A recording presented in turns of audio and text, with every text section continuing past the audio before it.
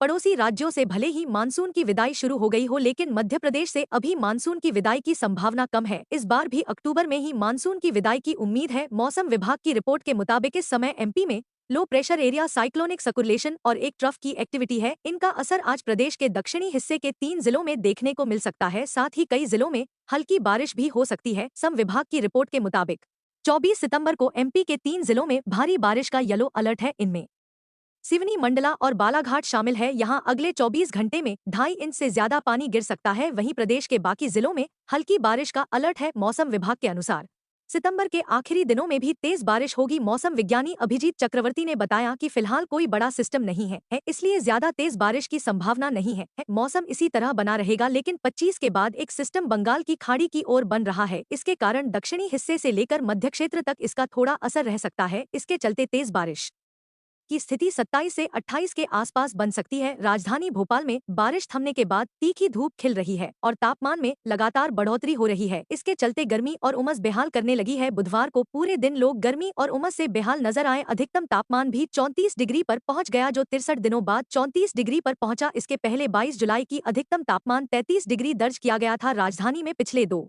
दिनों से धूप खिल रही है। इसके कारण तापमान में लगातार बढ़ोतरी हो रही है और धूप उमस के कारण लोग परेशान हो रहे हैं।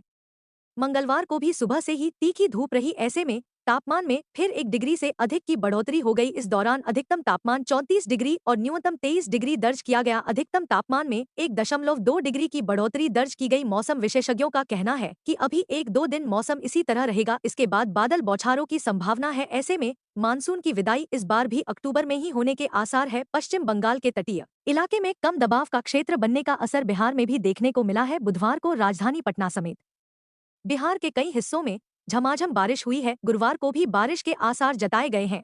पटना के अलावा कैमूर, रोहतास, औरंगाबाद, गया, सुपौल, अररिया और किशनगंज जिले के 1-2 स्थानों पर भारी बारिश और उत्तर पूर्व व दक्षिण भाग के जिलों में गरज के साथ 30 से 40 किलोमीटर प्रति घंटे की रफ्तार से हवा चलने का येलो अलर्ट है। मौसम विभाग के अनुसार अगले 3-4 दिनों के दौरान अधिकतम और न्यूनतम तापमान में विशेष बदलाव के आसार नहीं है।